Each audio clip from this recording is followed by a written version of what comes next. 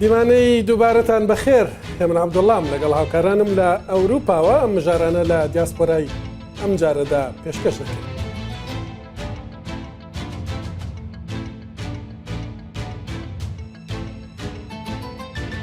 تا گەرما زۆرتر دەبێ هەواڵی دیپۆرتکردنەوەی بە کۆمەڵی کوردستانی و عێراقیەکان لە ئەڵمانیاشەوە گەرمتر دەبێت بۆ ئەوانەی لێرەن و مەترسی دیپۆرتکردنەوەیان لەسرە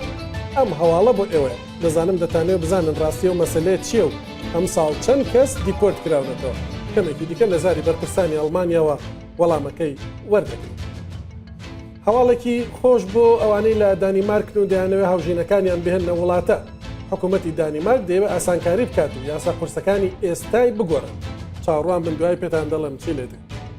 هەروەها ئەوانەی کە لە سویسران و مافی مانەوەی کاتیان هەیە هەواڵێکی خۆش هەیە بۆ ئێوە. لەمەودووە ئاسانتر دەتوانن شوێنی ژیانتان بگۆڕن و چی دیکە یاسا قورسەکان کاریان پێ ناکرێت. لە دیاسپۆرای ئەم شەودا دەزانن چی کەی دەگۆڕدرێت. ئەوانەی دەشیانەوێ لە هەفتەکانی داهاتوودا لە بەریتانیاوە بپەڕنەوە بۆ ئەمبەری ئاو بۆ سەردانی کەس و کار یان بۆ گەشت بێنە نێو یەکێتی ئەوروپا ئەم هەواڵە بۆ ئێوەیە. ئاگاتان لە خۆتان نەبێت لەسەر سنوور دەتانگەڕنەوە بۆ یەکەمێکی دیکە بە جوانی دەبێت گوێ لەم هەواڵە بکەن. هەرەم شەو لە شاری فرانکفۆرتی ئەڵمانیا ژمارەیەکی زۆر کارسازی کوردستانی ئەڵمانی کۆبوونەتەوە. کەمێکی دیکە ڕێخەری ئیڤێنتەکە میوانم دەبێت. دوای ئەویش دەچینە هانۆڤەر لەوێ سبەی کۆنفرانسێکی تایبەت بە ناسنامەی ئێزیدیان ساز دەکرێت. ئەجەندایەکی دەوڵەمەندی هەیە و ڕێخەری کۆنفرانسەکە کەمێکی دیکە باسی وردەکاریەکانی دەکات. لە بەریتانیاش دیداری کۆمەڵەی کوردی بەریتانیا ساز دەکرێت. دامەزراوەیەکی چالاک و کاریگەری نێو کۆمەلگای کوردیە لە بەریتانیا و هەمشەو سەرۆکی کۆمەڵەکە میوانی دیاسپۆرەیە. دوای ئەو کاوە حەسەنزادە دەناسن پاڵەوانی بەلەمەوانی چارۆکەدار کوڕی مەهابادە و زۆر نازناوی جیهانی بردوێتەوە. ئێستاش لە بەرلین مامۆستای بەلەمەوانیە. لەگەڵ نزیکبوونەوەی هاوین پێویستی ماڵان بە کەپری شوشەیی زۆرتر دەبێت کە بە هاوینان لە گەرما و بەزستانانیش ماڵان لە سەرما دەپارێزێت. کاوە عەلی وەستایە و جۆرە کەپرانەیە و لە دیاسپۆرا باسیەوەتان بۆ دەکات کە چۆن بە دەرنەفیزێک دەستی پێ کردووە و ئێستا کۆمپانیای خۆی هەیە. هەرەم شەو فێستیڤاڵی فیلمی کوردی لە ئەمستردام بەڕێوە دەچێت. زۆر فیلمی باڵکێش بەشدار یەکێک لە ڕێکخەرانی فێستیڤاڵەکە ڕوونی دەکاتەوە دەبێت ئەم ساڵ چی لەو فێستیڤاڵە چاوەڕوان بکرێت.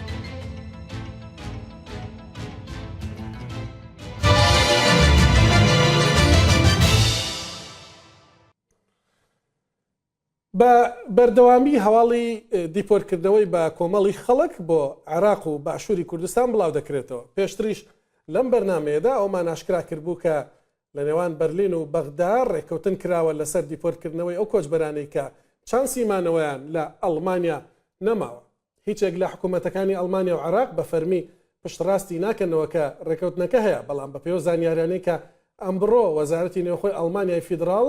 بە تایبەت بۆ ڕوودا و بەرنامەی دیاسپۆرا ناردوویەتی دەردەکەوێت کە کۆچبەران بە ژمارەی گەورە و تاوەکو 2 هەفتە لەمەو پێشیش بۆ عێراق و کوردستان دیپۆرت کراونەتەوە. هاوکارم زنارشینۆ بە بەردەوامی لەسەر دۆسیە کار دەکات. ئەمڕۆ گوتەبێژێکی وەزارەتی نێوخۆی ئەڵمانیا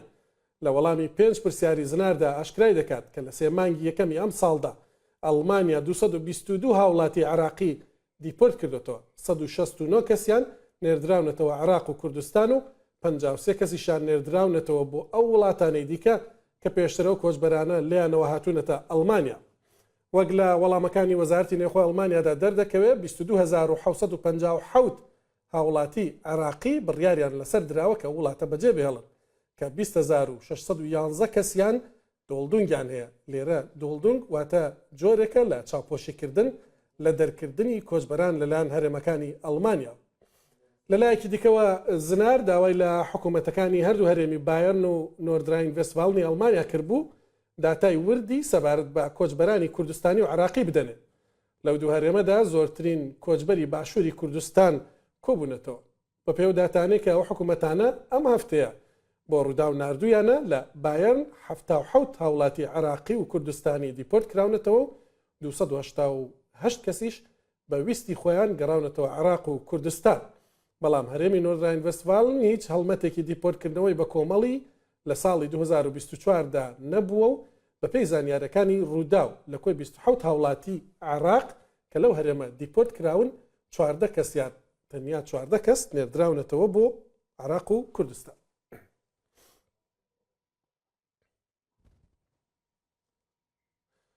هەواڵێکی خۆش بۆ ئەوانەی لە دانیمارکن و دەمێکە خەریکن هاوژینەکانیان بهێننە وڵاتە.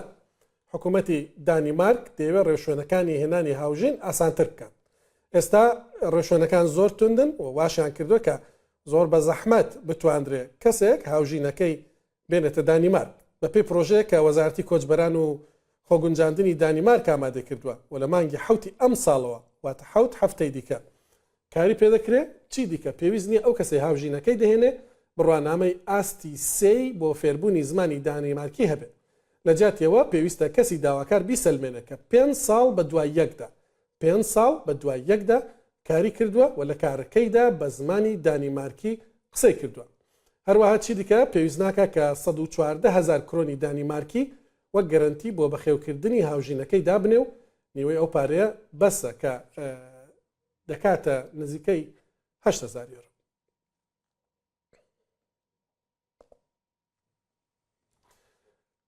هەواڵێکی خۆشیش بۆ ئەوانەی کە لە سویسران و مافی مانەوەی کاتیان هەیە یا هێشتا وەریان نەگرتووە. ئەو وڵاتەش لە سەرەتای مانگی داهاتووە ئاسانکاری نوێ دەکات بۆ ئەوانەی کە باسم کردن. یەکێک لەو گۆڕانکاریان ئەوەیە کە کۆچبەران ئاسانتر دەتوانن شوێنی ژیانیان بگۆڕن. تاوەکو ئێستا ئەوەی کە هەبوو لە سویسرا گۆڕینی شوێنی ژیان لە نێوان کانتۆنەکانی سویسرادا بۆ کۆچبەرانی کە مافی مانەوەی کاتیان هەبوو یا هەرنیانە زۆر سەخت بوو. لەمەوتوە ئەگەر کەسێک لە کانتۆنێکی دیکە کارێک بدۆزێتەوە بیسەلمێنێت کە زۆرتر لە 90 خولەک لە شوێنی کارەکەیەوە دوورە و ناتوانێت هاتچۆ بکات بۆی هەیە ماڵەکەی بباتەوە کانتۆنە. جگە لەوەش حکوومەتی سویسرا دەیەوێت چی دیکە بۆ کارکردنی کاتی پێویست نەکاتەوە کۆچبەرانە داوای ڕێگەپێدان لەلایەن حکوومەتی دانیمارکەوە بکەن.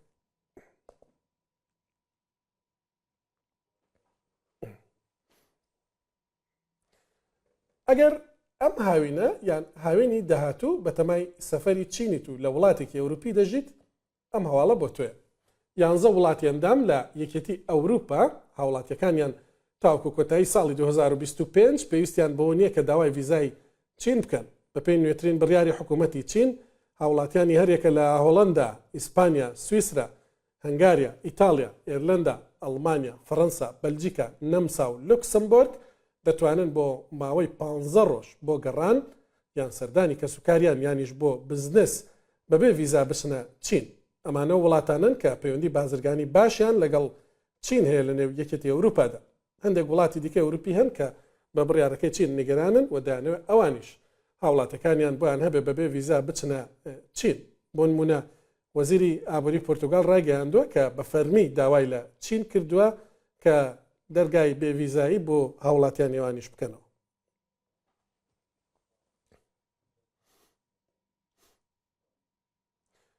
ئێستا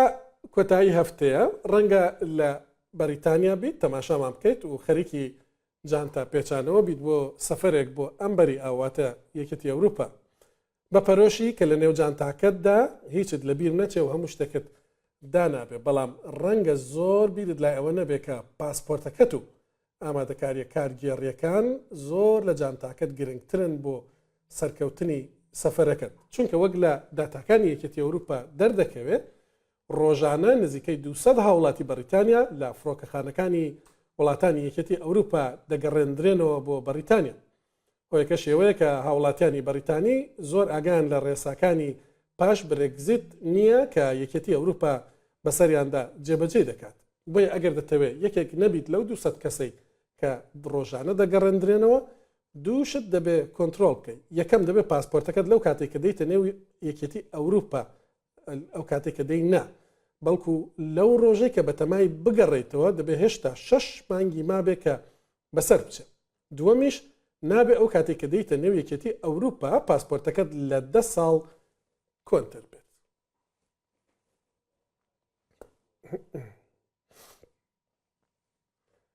لە ئەڵمانیا دیاسپۆرایەکی گەورەی کوردی دەژی زۆریشان لە نێودا هەڵکەوتون کە بوونەتە کارسازی سەرکەوتوو. ئەم شەو ئەو کارسازانە لە شاری فرانکفۆرت کە یەکێک لە گرنگترین مکابوریەکانی یەکێتی ئەوروپا کۆبوونەتەوە. دەچمە لای ڕۆستەم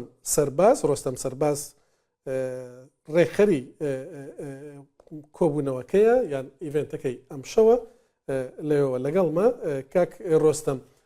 ئەم دەزانین کورد گەلەکن لە ئەڵمانیا و کاریگەریە واژی کاریگەریەکە مەزنە لێ دووارێ کارسازیەدا دووارێ بزنسێدا ئەم هێژی نزانین کاریگەریە کوردن لە ئەڵمانیا دژین چ قاسی مەزنە کارسازنمە چ قاسن لە ئەڵمانیا؟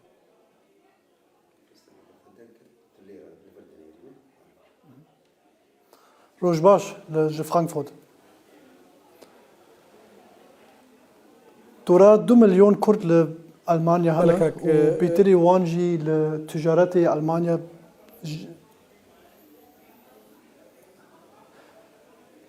دورا 2 ملیۆن کورد لە ئەلمانیا هەن و بێتری وان لە تجارەتی ئەلمانیا جێ خواگرتنە و خۆر بوونە و ji sıfır dest pêkirine û dest pêkirine tijaretek dest pê bikin ji her alî ji alî aborî de alî avakirinê xanî ji alî tijaretê xwarin û vexwarinê û pir ji wan jî heta ana vî wextê xweşkî negotine em hem Kurdin û hem tijarin û em jî yek wekî pêşiya vî yek rêxistinê yekîtiya tijarên Kurd em tecrübe dikin vî tijarê Kurd li Almanya yek bikin. Bele. Niha îşev wê çi bibe we civînek li dar xistiye? Di civînê de hûn çi bikin? Semînar hene an jî tiştek din têkirin? Destpêkê me vir li Villa Metz li Frankfurt me jivînek şêkiriye jivînê pêşiye ê yekîtiya tijarên Kurd û em destpêkê em tecrübe dikin li hev bigirin piştî li hevgirtinê jî em ê tecrübe bikin bi alîkariyê kanûnî ji alîkariyê tijaretê ji her alî de em ê yek bibin û em ê piştgiriya hev bikin. Ji bo eger em hev re yek bibin tijarê Kurd em karin zêde xwestinê Kurd û Kurdistanê pêk bînin ji her parça Kurdistanê ji bo em zanin milletê me pir zordarî dîtine lê milletê me her jarê zor bû ji wan xwestinê wan û derfetê wan pêşkeş bikin ji bo em rastî bêjin pera kêm bû ya kels bû û tijarê me vir û em jî yek ji wan in eyla min şel salî em li vir tijaretê dikin em tecrübe dikin alîkariya milletê xwe Kurd bikin ji bo eger em li tijarê Kurd yek bin em karin zêdetir alîkarî Kurdê me bikin û zêdetir godariyê bikin li polîtîkê. Ew ku îşev beşdarin tinê tucar an jî karsazên Kurdin li Almanya an jî Alman jî digelin kesên din li Kurdistanê hatine vexwendin û beşdarin di civînê de. Li jivînê me ji her alî de tujar tê de here pêtirî wan Kurdin lê em tecrübe dikin tujarê Kurd li yek bikin ji bo em karibin li siyasetê Almanya wek lobî wek organizasyonê ê lobî xwestinê Kurda û xwestinê tujarê Kurd baştir pêşkeş bikin û pêk bînin. Başa gelek spas kak Rostam Serbas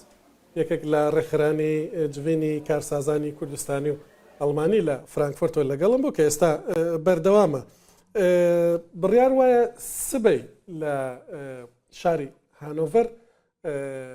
کۆنفرانسێکی تایبەت هەبێ کۆنفرانسێکی تایبەت بە ناسنامەی ئێزیدیان لەلایەن جواتی ئەکادمیستە ئێزیدیەکان بەڕێوە دەچێت. کاک ئیبراهیم کۆش لەگەڵمە بەرپرسی بڵێن ڕێکخراوی جواتی ئەکادمیانی ئێزیدی. کاک ئیبراهیم ئەوەکو وێچێ ببە سبە کۆنفرانساوە مدیت پرۆگرامە بەڵێ بەڵێ بەڵێ خۆیان کە میێڤان ئامادەیە هون لەسەر سێ تەوەران کار دەکەن تەوەرە خانمان خورتان و عالی ئۆلیژی دخوازن بوێ کۆنفرانسە بگەنە چ ئامانجێکی ئامانجا کۆنفرانسی چییە دەرەنجام دخوازن چ دەرکەف بله gelek spas kek hemin vara ve bxir û gelek spas ji bo Rûdaw TV û vê imkan û derfetê got wedama. Bi rastî konferansa şeşemîna ya civaka akademîkarên êzidiya got li bajarê Hanûferê Sipayê vê çêkirin. Di vê konferansê de realîteka gomtîn berçavê xwe ya bi dehên sala got êzidî li diasporayê de jiyan dikin. û bi jiyankirina xwe li vê derê bê goman ji civakeka kolektif tên civakeka şexsî di wê dê de gelek cûra cûrê civakê de guhertin çê dibe fikr û aman tê guhertin di mesela nasnameyê de pirsgirêk tê çêbin pirsên nav ciwana da çêdibin pirsên olî çêdibin û her wiha em jî wek civaka akademîkarên êzdiya bi şekilkî hilmî em dixwazin bibin bersiv ji van pirsên got nav civakê da çêdibin ev pirsê got taybetî nav ciwana çên dibin ji bo em derî li ber asimilasyonê bigirin yanî zimana ola çanda û her wiha got em karibin ciwanê xwe ra bibin bersiv ta pêşa roja ciwanê me li diasporayê ji bo demdirêjiyê de garantiyê de be. بله کاک ئیبراهیم ئەم دەزانین لەسەر ئێزیدیان لە کوردستانê û لە ڕۆژهەڵاتە ناوین مەترسێت مەزن چێبوونە بدرێژاهیا دیرۆکێ بۆ مەسەلا ئەسیمیلاسیۆن ئێوەکی تە بەحث کرد لە دیاسپۆراک و دەرفەت گەلەکەن چ قاس ئەو مەترسی مەزنن مەترسیا ئەسیمیلەبوونێ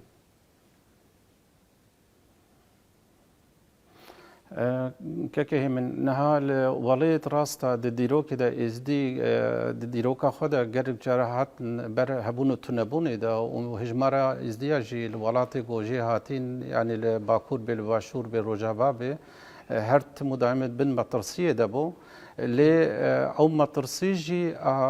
شکلکی هێز چێبوون ژی چێبوو yani bi Almanî dibêjin bê reziliyens yani wek hêzekê bûyî milatî ra çêbû got karî bi berxwedaniya xwe bikin û dîsa ola xwe li ser linga bihêlin her tim û daîm ji ber hebûn û tunebûnê bûn yani li diasporayê de her çi qasî îmkan û derfet û rehetî hebe jî gava got yek ji ciwanê xwe ra nebibe bersiv ji bo pirsgirêkên civakê wî çaxî ez bawer dikim asimilasyona spî ya jî netûbûna spî çê bibe ez di wê bahariyê de me got ev xeterîkeka hê mestirin got ji dema got welêtma jiyan dikir lê merov karibe bersiv jêra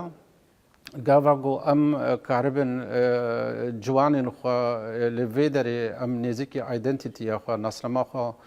wan em bikin û pirsê got cem wan heyî em bersiva jî ra bibînin wî çaxî şansê me heye got em karibin li diasporayê jî ji bo demdirêjiyê de em karin jiyana xwe garantî bikin. بله کۆنفرانسا سبە وێ بەشێکە گرنگ ji konferansê li aliyê Rûdawê ve jî tê vegwastin mirov dikare li wê derê bibîne û bi rastî jî bernamekî gelekî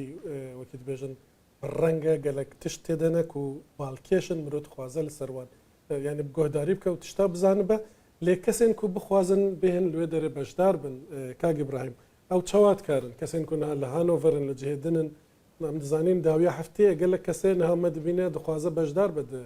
di konferanseke wisa de demmaye ku mirov navê xwe qeyd bike û beşdar be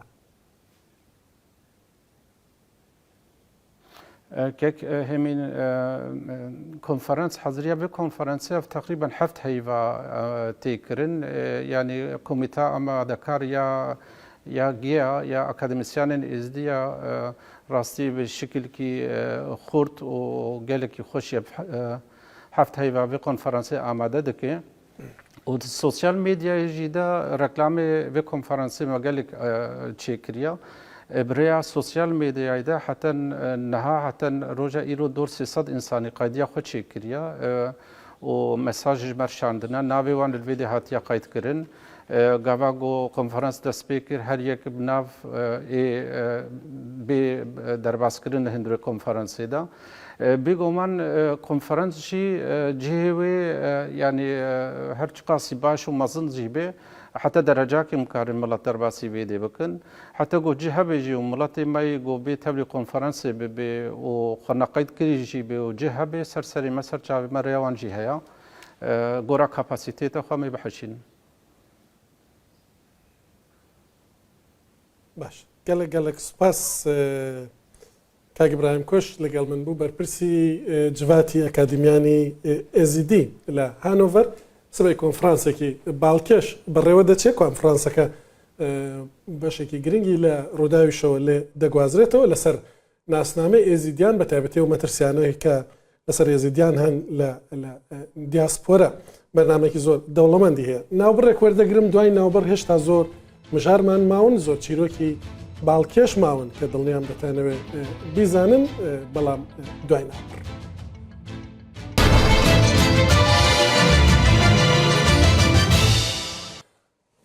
کاتی ئەوەیە چیرۆکی کوردێکی سەرکەوتوو لە دیاسپۆرا بزانن کاوە حەسەنزادە لە شاری بەرلین مامۆستای بەلەمەوانی یان سەیلینگە ئەو چەندین جار بۆتە پاڵەوان زۆرتری لەسەر ناڵم خۆتان بیناسن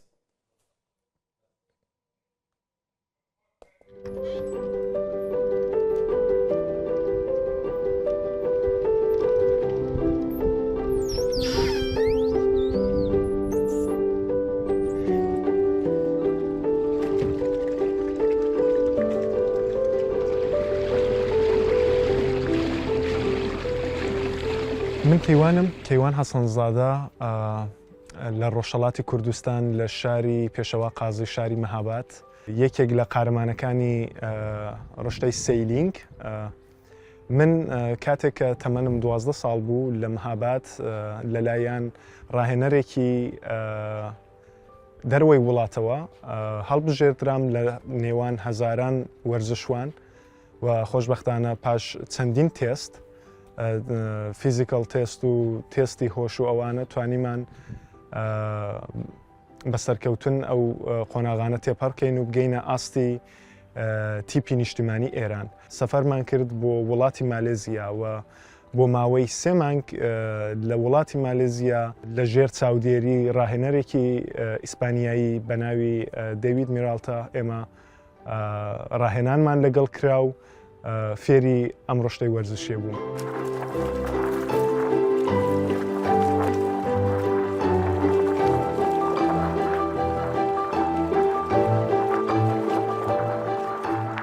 وەک مناڵێک ئەمەنم تەنیا 12 ساڵ بوو هەمیشە ئاواتیەوەم هەبوو کە سواری تەیارە بم و وڵاتانی تر ببینم و هەر ئەوەش منی هەر ئەو هۆیە بوو کە منی ڕاکێشاند بۆەوەی کە وە دوایی ئەو وەرزشە بکەوم و لە تەمەنی 12 ساڵیدا بە ماوەی 3 مانگ من دوور لە دایک و باب دوور لە بنەماڵەکەم دوور لە وڵات و خاک و زێدەکەم لە وڵاتێکی کە بە تەواوی بۆ من تازەگی هەبوو لەبێ فێری ئەم وەرزشە بوو.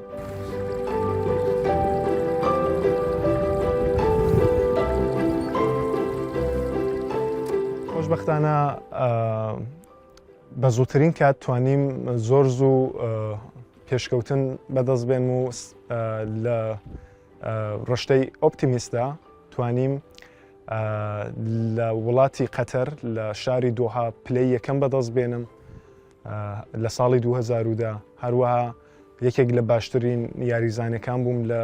نەتەنیا لە ئێران نەتەنیا لە ناوچەکە بەڵکو لە ئاسیادا و توانیم لە ساڵی 2010 لە یاریەکانی ئۆلمپیکی ئاسیایی لە گوانگژۆی چینە توانیم تۆپ-10 بم بە جۆرێکە لە کۆریای باشوور کە زۆر تیمێکی بەقەدەر بوو لەم وەرزشەدا لە سەیلینگدا خۆشبەختانە توانیم ئەویش ببەزێنم و پلەیەکی باش بەدەست بێنم و هەروەها یەکێک لە باشترین پلەکانم ئەوەیە کە شانازی بەشداریکردن لە پاڵەوانێتی جیهانم هەبووە لە وڵاتی مەلەیزیا لە ساڵی 2011 کە توانیم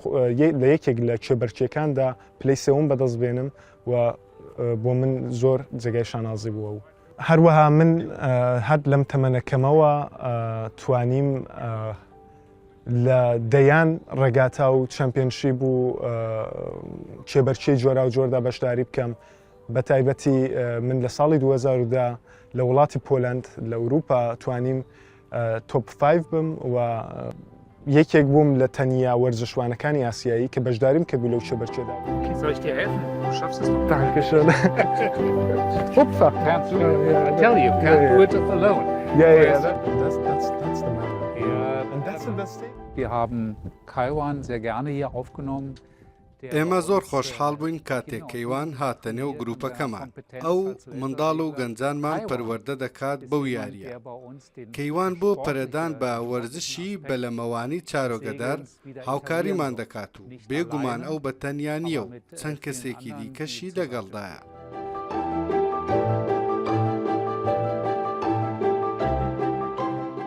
Kaiwan ist letzten Sommer hier in den Verein gekommen. کەیوان لە هاوینی ڕابردوو هاتە نێو تیپەکەمان لە ناوڕاستی هاوینی ڕابردوو کەمپی هاوینەمان لێرە کردەوە. لێرە بۆ ماوەی 3 ڕۆژ منداڵان فێر دەکەین و ڕاهێنانیان پێ دەکەین. کەیوانش لێرە لەگەڵمان زۆر چالاکە و لە ڕاهێنانەکانیشدا هاوکاریمان دەکات و ئەو وەک ڕاهێنەرێکی پرۆفیشناڵ و خاوەن ئەزمون پشتیوانیمان دەکات. Bei der Arbeit mit den Kindern.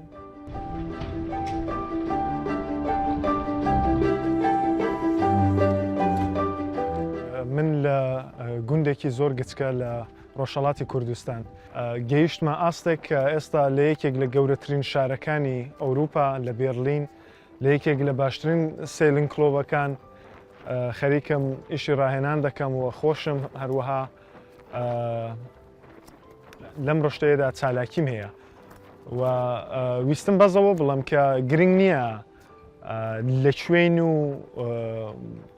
چۆن دەست پێ دەکەین بەس گرنگەوەیە کە کۆڵ نەدەین بۆ ئاواتەکانمان کۆڵ نەدەین بۆ شتێک کە دەمان هەوێ و سوور بین لەسەر ئەو ئاواتەی کە هەمانە.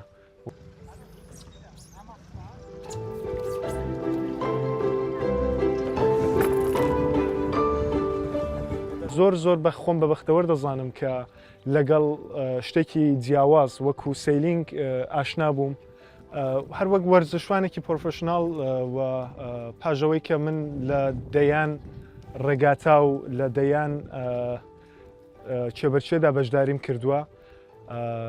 ئەکسپریەنسێکی باشم هەیە واتە تەجروبەیەکی باشم بەدەستهێناوە کە لێرەش لە حاڵی حازردا ئەو ئەکسپریەنسە من دەگوێزمەوە بۆ مناڵەکانی ئاڵمانی واتە لێرە لەو سیلینگ کلۆڤێکی ئیش دەکەم و ڕاهێنانیان لەگەڵ دەکەم من بەس ئەو تەجاروبەی کە بە خۆم بەدەستم هێناوە و ئەو ئەکسپریەنسی کە هەم بووە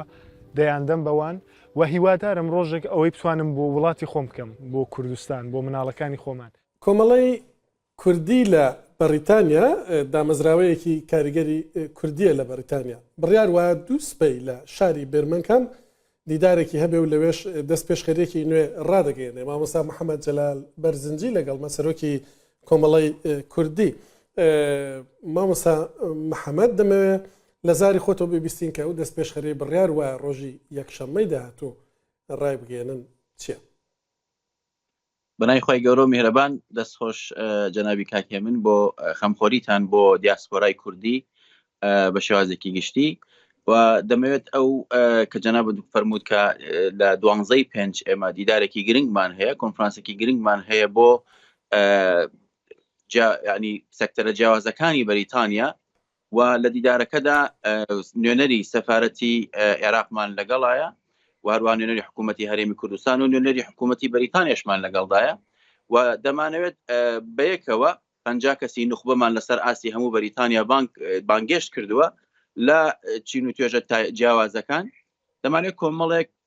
زیاتر یان هەنگاوێک زیاتر بڕۆینە پێشەوە و بتوانین خزمەتێکی زیاتر بە ڕەوەندی کوردی لە وڵاتی بەریتانیا بکەین و دەمانەوێت لە ڕێگەی ئەم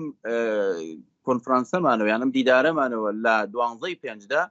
دەمانێت زیاتر جیلی دووهەم و سێهەمی وڵاتی بەریتانیا کە بەڕاستی کورد ئێستا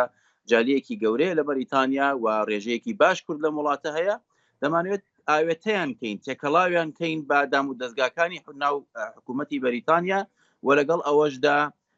لەم 12/5 دەمانوێت زیاتر هەنگاوێک بنین بەرەو ئەوەی کە بتوانین پەروەردە گرنگی زیاتر پێ بدەین، پاراستنی شوناسی نەتەوەیی خۆمان گرنگی زیاتر پێ بدەین و هەوڵ بین بەیەکەوە لایانی پەروەردەی جیلی دووهەم و سێهەمی خۆمان زیاتر بەهێزتر بکەین، زمانی کوردیان بەهێزتر و پتەوتر بێ. لەو کۆنفرانسەدا بەڕاستی چین و توێژەکان یان سەکتەرە جیاوازەکان زۆر بە خۆشحاڵی و بە گەرمیەوە لێمان هاتوونەتە پێش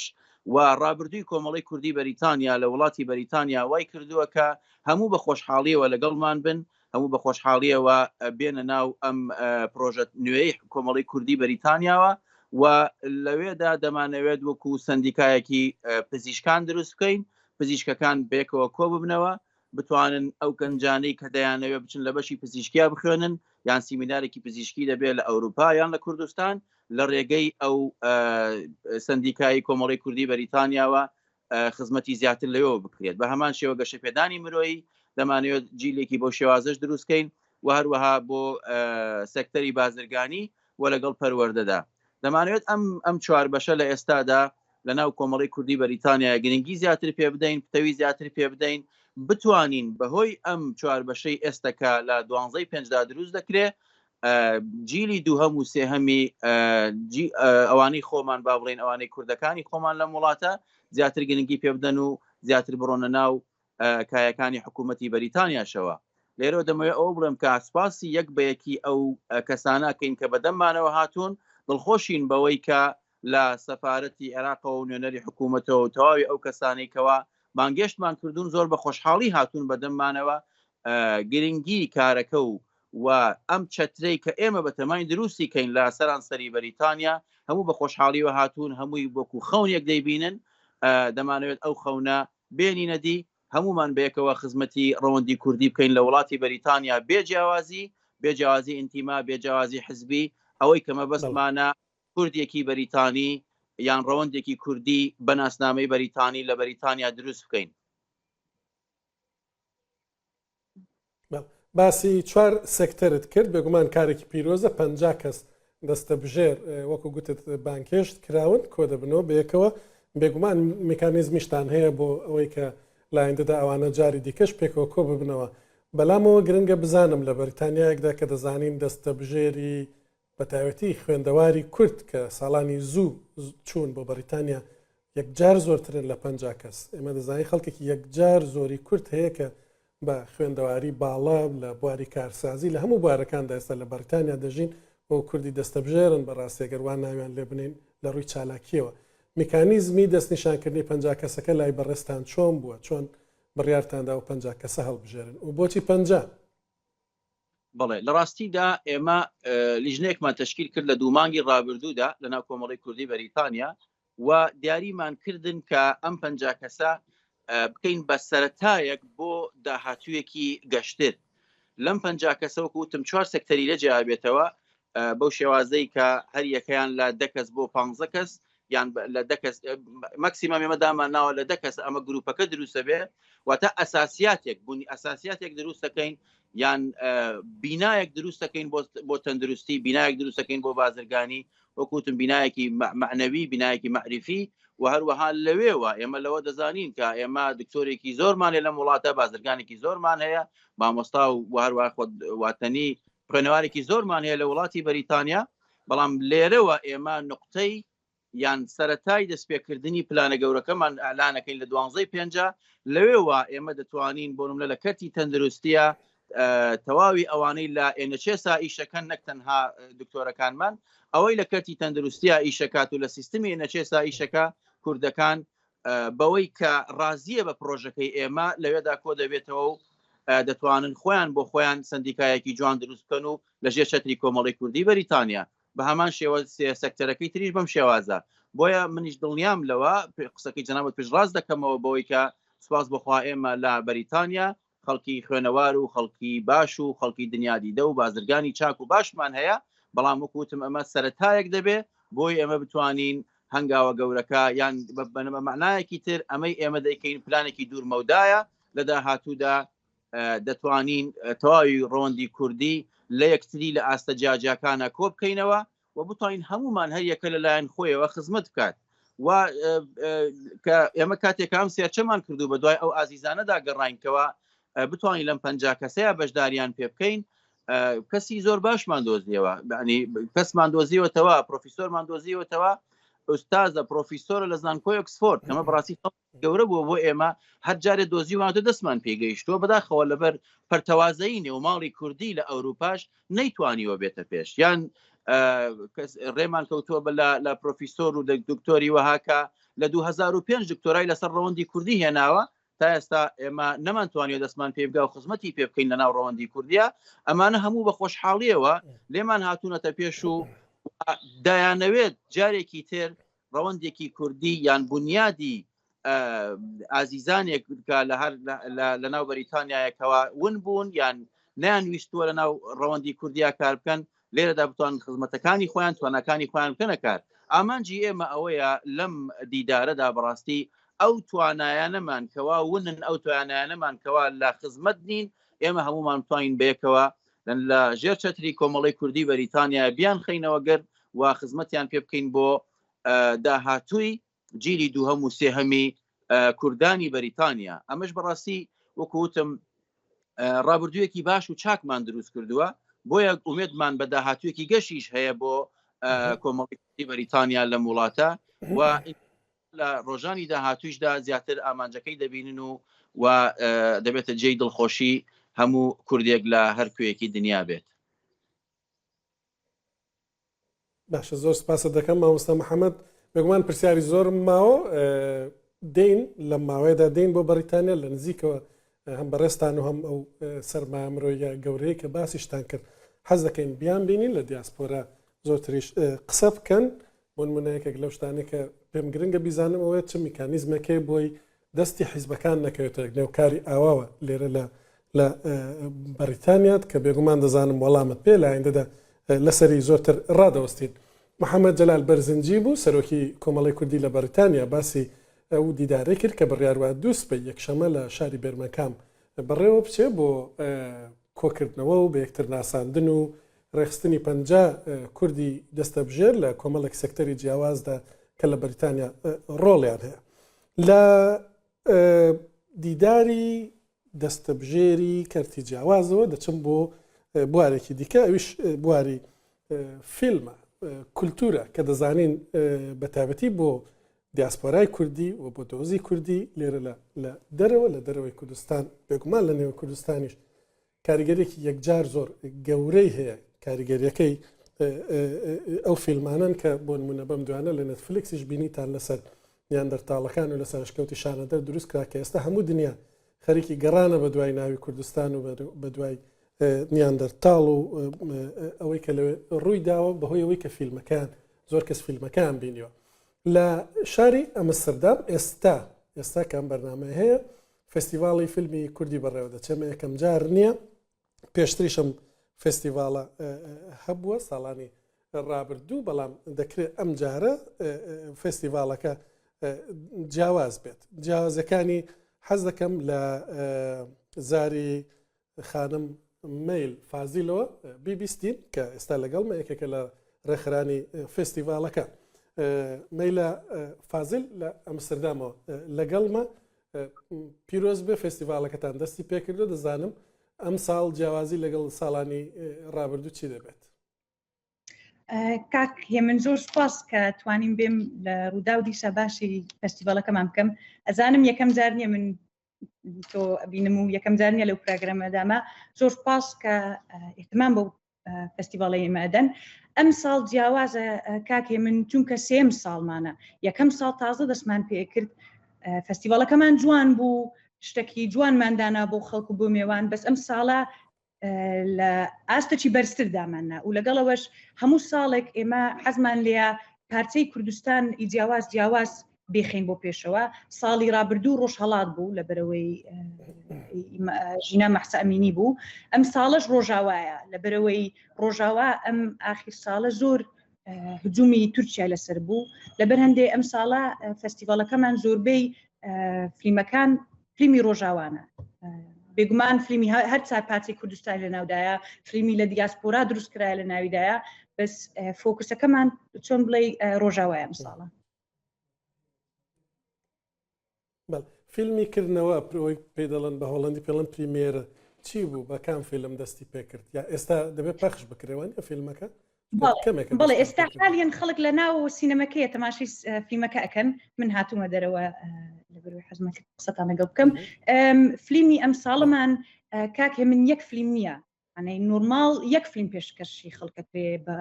ئۆپنینگ چۆنەڵی بەس ئەم ساڵە ئێمە شتێکی هەندێک جیاوازمان کرد هیچ فیلم فەستیڤالیت کە ئەو شتە ناکات ئەویش 5 فیلمی شۆرت فیلم معنی فیلمی کوردمان پێشکەشی خەڵک کرد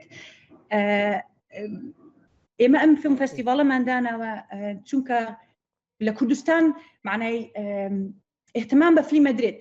بەس ئەگەر بەس کورد فیلمی کورد ببینیت معنای بۆ کوردستان هیچ شتێک ناگۆڕێت حەزەکەین فیلمی کورد و چیرۆکی کورد بە هەموو دنیا پێشاندەین بە هەموو هۆڵەندا پێشاندەین لەوە فیلمی کورد لە فیلمی درێژ بۆ ئەوە گرنگترە چونکە فیلمی کورد بە خەڵک دروست دەکرێت کە زۆر پارەی بەدەستەوە نیە یان زۆر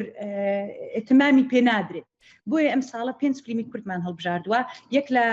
دەرهێنەرەکانی فیلم کاکڕێککەوت حەمە تۆفیق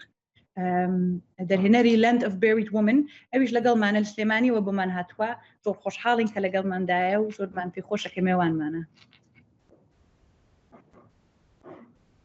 زۆر باشە فیلمێکی دیکەتان یەکێک لە کارەکان کە بینیم لە پرۆگرامەکەدا ئینتراکتیڤە ینی وەکو دەڵێ کار و کاردانەوەی تێدا ئەویان چۆنەمە پێدەچێت شتێکی نوێ بێوانێ بۆ ئەمساڵ بە فستیڤالەکە وایە ئەم ساڵ معنی هەموو ساڵێک فستیڤالەکە گەورەتر ئەکەین و شتی زیاتر پێشکەشی خەڵکەکەین ئەم ساڵە فیلمی هەندان تووفان